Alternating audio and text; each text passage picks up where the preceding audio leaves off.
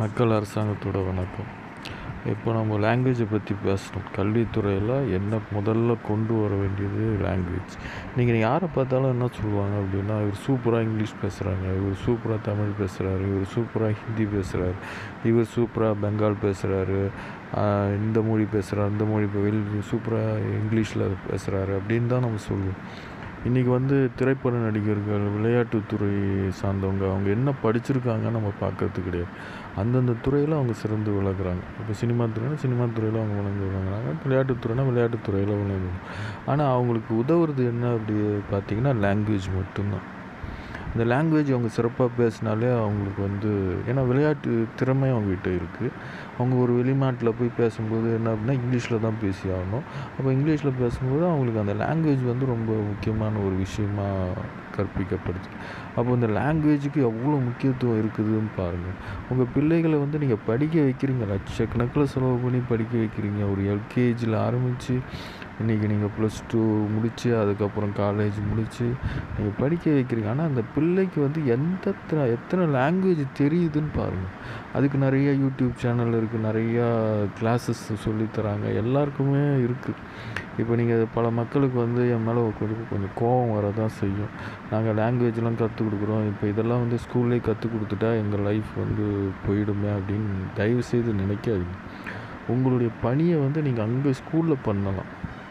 ஒரு யூடியூப் சேனலில் பண்ணுறதோ, இல்லை ஒரு தனிப்பட்ட முறையில் ஒரு ரூம் எடுத்து பண்ணுறதோ அப்படிலாம் இல்லாமல் இது அரசாங்கம் சார்ந்து நீங்கள் செய்யும்போது உங்களுக்கு அந்த அந்த வேலைக்கான நிரந்தரம் உங்களுக்கு தெரிய வரும். ஏன்னா அவ்வளோ குழந்தைகள் இருக்கிறாங்க, அவ்வளோ குழந்தைங்களுக்கு நீங்கள் லாங்குவேஜ் கற்றுக் கொடுக்க வேண்டிய விஷயங்கள் இருக்குது.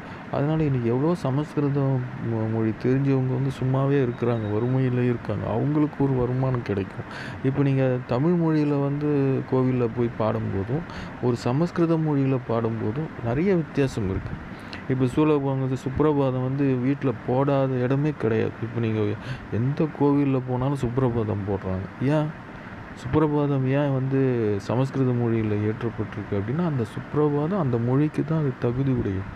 அப்போ அது போடும்போது ஒரு தெய்வக்கலை நம்ம வீட்டுக்குள்ளே வரதான் அது உண்மை தான். அந்த தொனிக்கு ஒரு பவர் இருக்குது.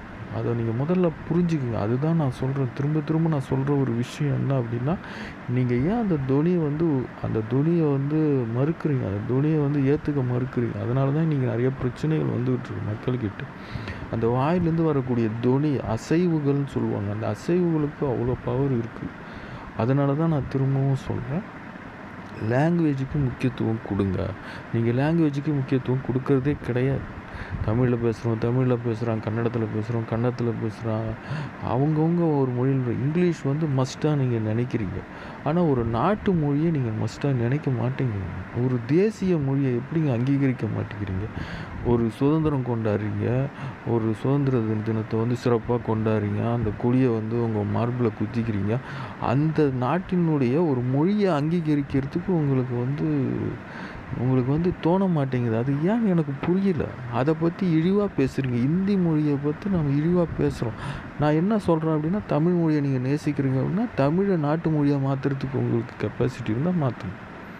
அப்போ தமிழ் மொழி நாட்டு மொழியாக இருக்கும், தமிழ் மொழி சிறப்பான மொழியாக இருக்கும். அதுக்கான விலைகள் எல்லாமே இருக்குது. ஆனால் மாற்றுறதுக்கு நமக்கு தனியும் கிடையாது. அதை ஒரு டூலாக பயன்படுத்தி நம்ம வாழ்க்கையை வாழ்ந்துக்கிட்டு இருக்கோம். அது ரொம்ப தப்புங்க. ஒரு மொழியை யூஸ் பண்ணி நம்ம வாழ்க்கையை வாழக்கூடாது, அது தப்பு.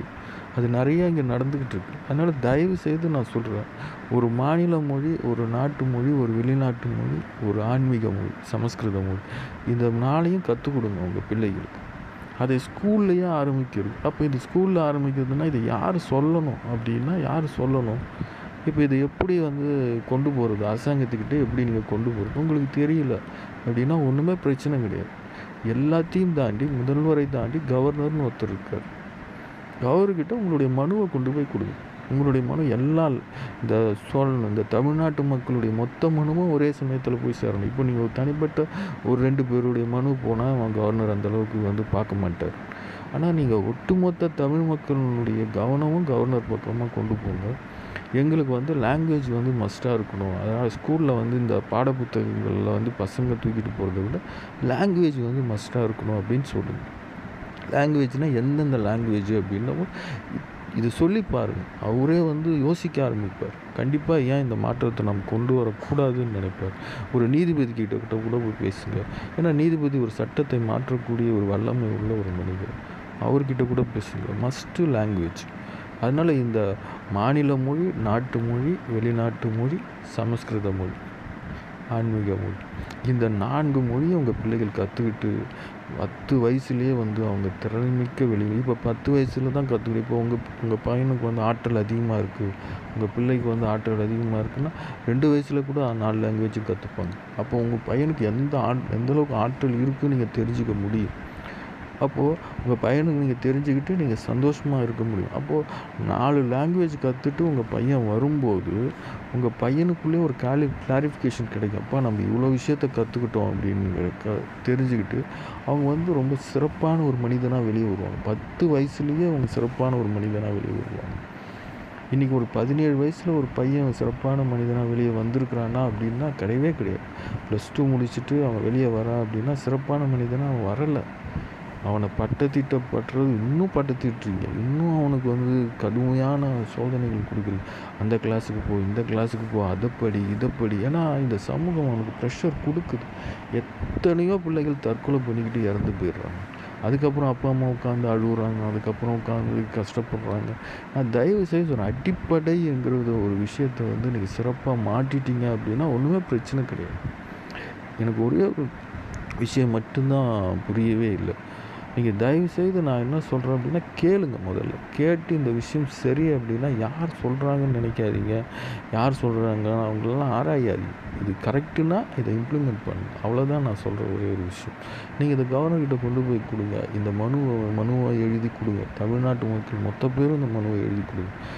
நாங்கள் வந்து இந்த தேசிய ஒரு மாநில மொழி, ஒரு நாட்டு மொழி, ஒரு வெளிநாட்டு மொழி, ஒரு ஆன்மீக மொழி, இதை நாங்கள் கற்றுக்க தயாராக இருக்கிறோம். இதை வந்து நீங்கள் சட்டமாக எங்களுக்கு கொண்டு வாங்க அப்படின்னு கொண்டு வாங்க. மக்கள் எந்த விஷயத்தை ஏற்றுக்கிறாங்களோ அந்த விஷயத்தை அரசாங்கம் கண்டிப்பாக ஏற்றுக்கும். ஒரு தனிப்பட்ட ஒரு மனிதன் வந்து சொல்கிற விஷயத்தை வந்து அரசாங்கம் ஏற்றுக்காது. ஆனால் ஒட்டுமொத்த மக்களும் சொன்னால் ஒரு விஷயத்தை மக்கள் ஏற்றுக்கும். அப்போ இந்த ஒட்டுமொத்த மக்களும் எதுக்காக இன்றைக்கி வந்து எத்தனை பேர் வந்து படிச்சுட்டு லாங்குவேஜ் கிளாஸுக்கு போயிட்டுருக்காங்க தெரியுங்களா? ஏகப்பட்ட பேர் லாங்குவேஜ் கிளாஸுக்கு போயிட்டுருக்காங்க. எவ்வளோ பணம் செலவழிக்கிறாங்க தெரியுங்களா? எவ்வளோ விளையாட்டு வீரர்கள் லாங்குவேஜ் கிளாஸ் போயிட்டுருக்காங்க தெரியுங்களா? எவ்வளோ சினிமா நடிகர்கள் லாங்குவேஜ் கிளாஸ்க்கெலாம் போயிட்டுருக்காங்க தெரியுங்களா? ஏன் காரணம் என்ன அப்படின்னா அடிப்படைங்கிறதே வந்து இங்கே தப்பாக இருக்குது அப்படிங்கிறத தான் நான் திரும்பவும் நான் சொல்கிறேன். லாங்குவேஜை கற்றுக்குங்க. Language is must. ஓகே, நன்றி.